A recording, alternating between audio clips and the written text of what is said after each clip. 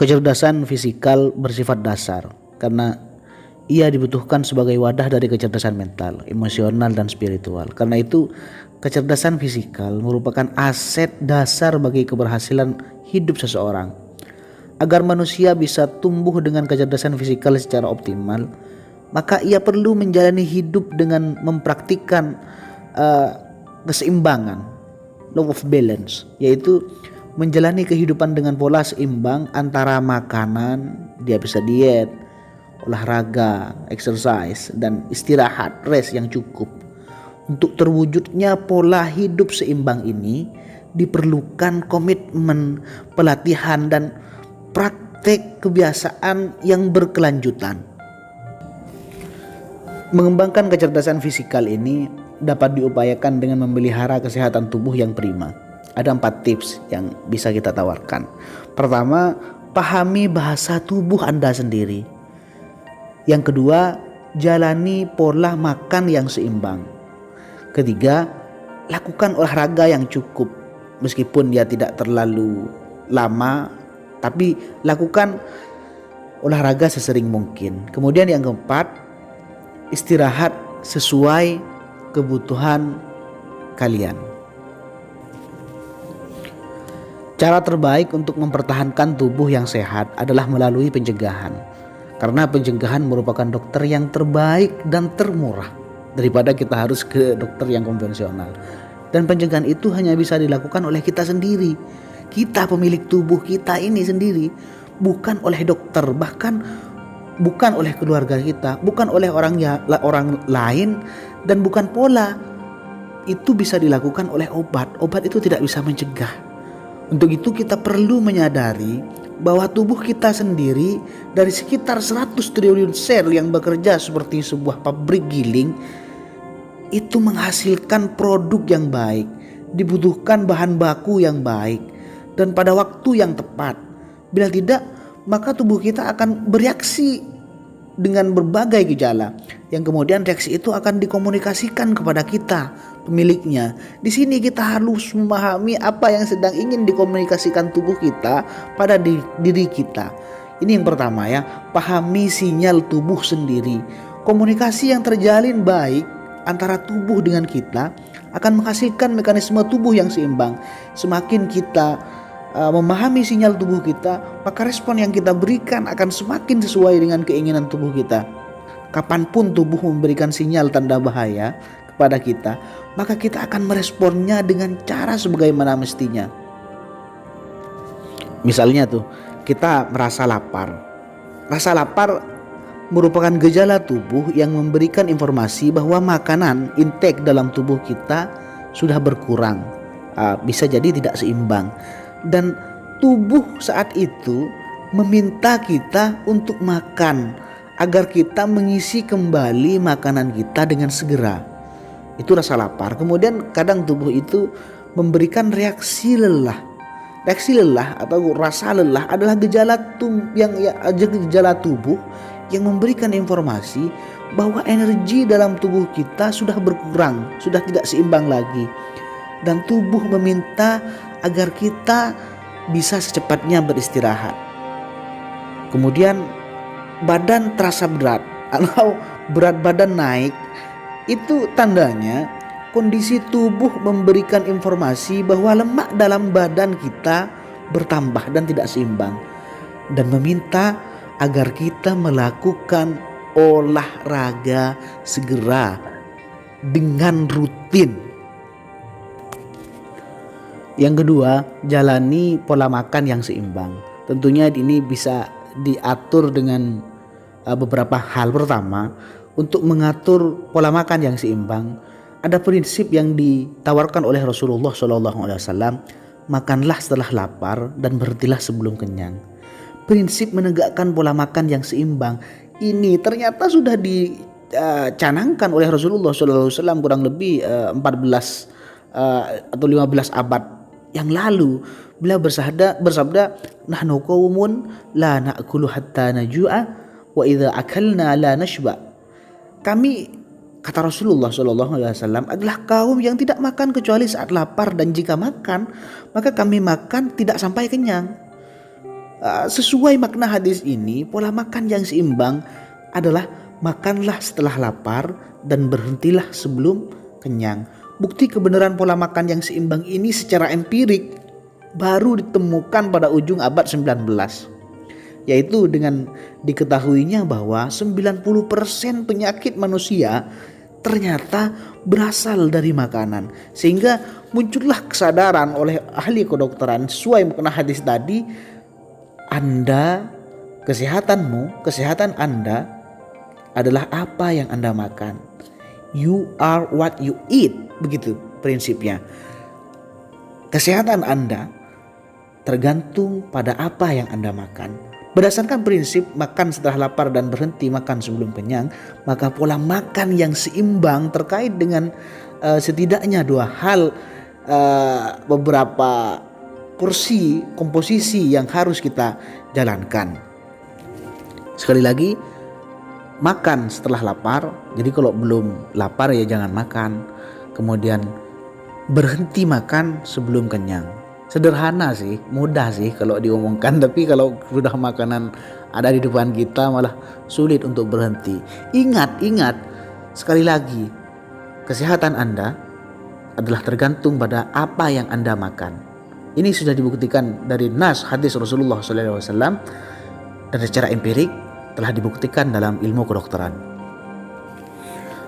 Prinsip kedua, setelah makan, setelah lapar dan berhenti sebelum kenyang, saat kita makan maka makanlah makanan yang diperlukan, yang dibutuhkan. Bahwa isu yang terkait dengan komposisi makanan yang kita perlukan adalah fungsi makanan dan proses peleburannya oleh sistem pencernaan kita dalam perut. Karbohidrat, protein, dan lemak adalah sebagai sumber energi bagi tubuh kita. Yang paling banyak diperlukan adalah karbohidrat, kemudian protein, lalu lemak.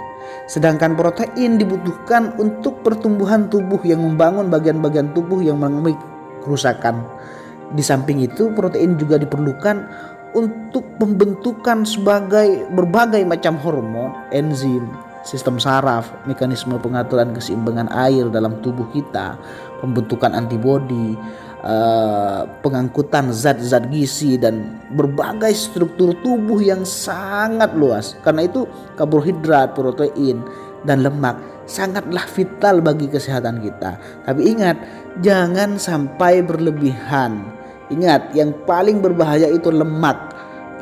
Ketika lemak ini berlebihan ada di dalam tubuh kita, ini malah bahaya. Oleh karena itu kita harus kembali kepada prinsip yang pertama, makan yang seimbang, jaga pola makan yang seimbang.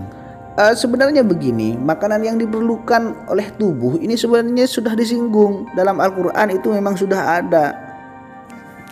Berkaitan dengan hal ini seperti difirmankan Allah Subhanahu wa taala berfirman, Ya ayyuhan nasu kulu mimma fil ardi halalan thayyiba wa la tattabi'u khutuwati syaitan innahu lakum aduwwun mubin. Kulu min tayyibati ma razaqnakum wa la tatghaw fihi fayahilla 'alaikum ghadabi wa may yahlil 'alaihi ghadabi faqad hawa. Kriteria makanan yang halalan thayyibah mengandung dua persyaratan yang harus dipenuhi. Pertama, makanan itu tidak termasuk jenis makanan yang sudah dikategorikan sebagai makanan haram oleh Allah Subhanahu wa taala. Ya, seperti darah, bangkai, daging babi, binatang yang disembelih tidak atas nama Allah, dan binatang yang terbunuh tanpa mengalirkan darah seperti dijelaskan dalam firman Allah. Hurrimat alaikumul maitatu waddamu wa lahmul khinzir wa ma uhilla li ghairillahi bihi wal munkhaniqatu wal mawqudatu wal mutaraddiyatu wan natihatu wa ma akala as-sab'u illa ma dhakkaitum wa ma dubiha 'alan nusub. Itu sudah dijelaskan dalam Al-Qur'an. Singkatnya begini, tubuh kita akan menjadi sehat bila metabolisme dalam tubuh berjalan dengan sempurna. Metabolisme akan sempurna bila gizi tersedia dengan cukup. Gizi cukup itu akan terjadi bila sistem pencernaan berjalan dengan efektif dan efisien. Sistem pencernaan akan demikian bila proses pencernaan berjalan secara alami sesuai dengan kapasitasnya, kapasitas tubuh kita. Ketiga, lakukan olahraga dengan teratur. Olahraga yang dilakukan dengan berkala secara bagus untuk kesehatan fisikal dan mental, ini sangat bagus untuk tubuh kita. Olahraga akan memberikan banyak manfaat. Ini diungkapkan oleh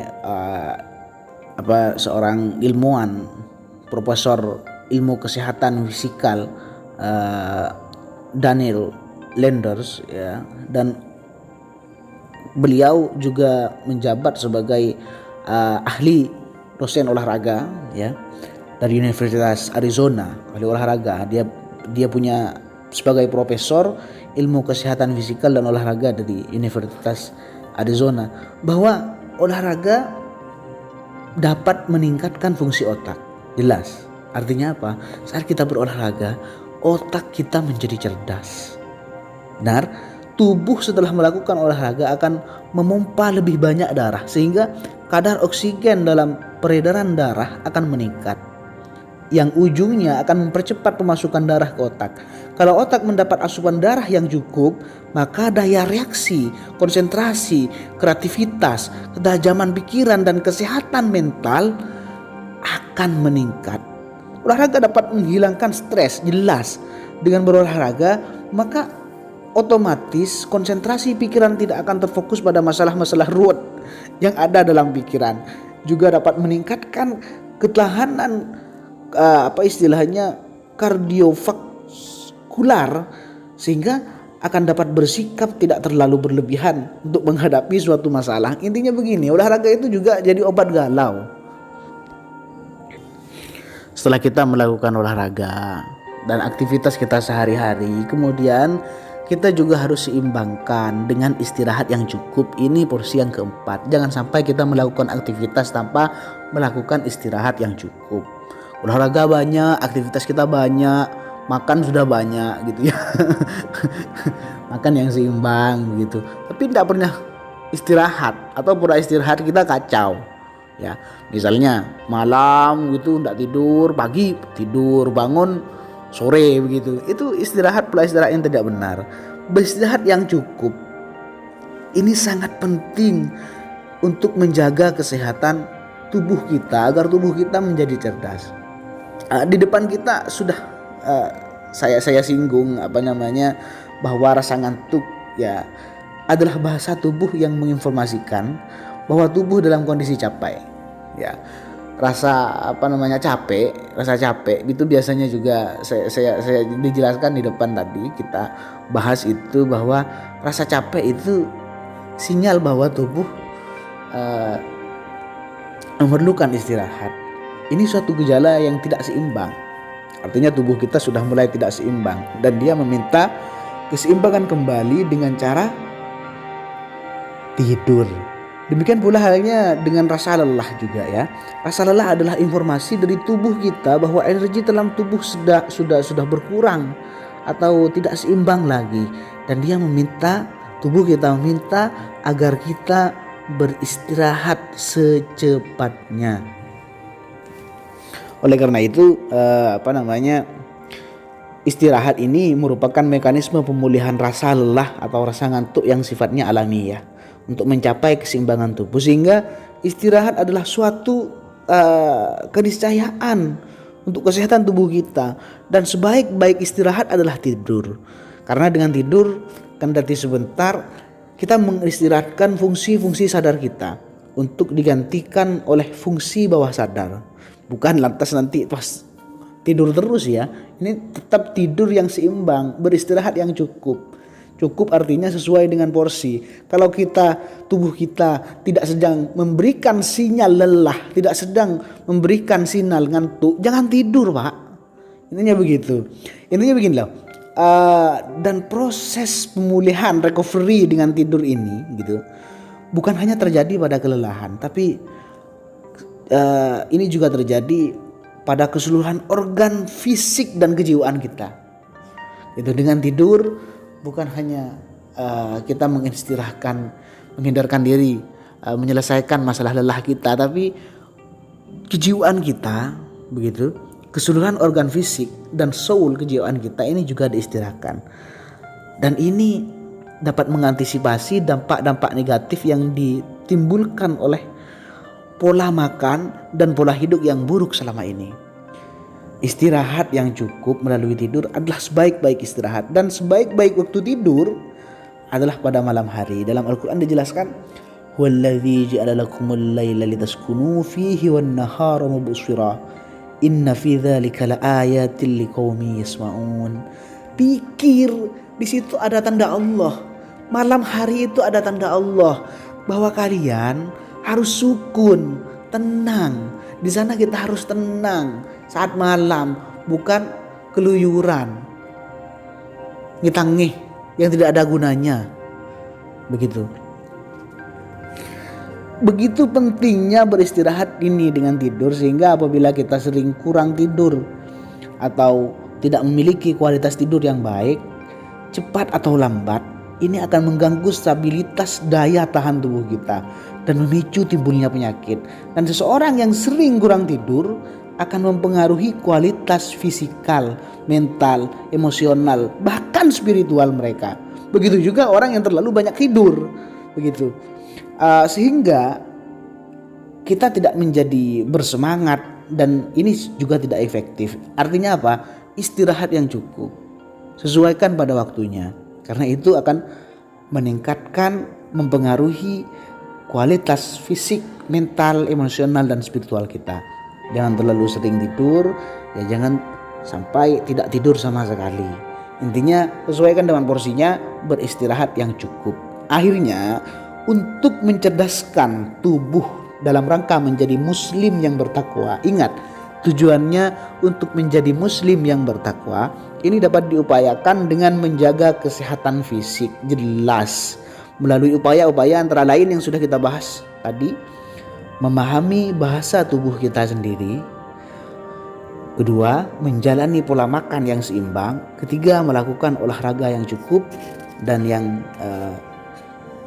terakhir, beristirahat sesuai dengan kebutuhan, istirahat yang cukup. 4 upaya ini akan menghasilkan tubuh yang sehat dan bugar. Dan tubuh yang bugar merupakan kondusif untuk berzikir dan bersyukur. Ini tujuannya, Pak. Beribadah, berdoa, amar ma'ruf nahi mungkar, dan berakhlak mulia untuk menjadi muslim yang bertakwa. Intinya ini. Dan untuk menjadi muslim yang bertakwa, yang sempurna, jalan yang harus kita tempuh merupakan sebuah keniscayaan. Kita harus mencerdaskan tubuh kita, pelihara kesehatan fisik kita, cerdaskan tubuh. Ingat,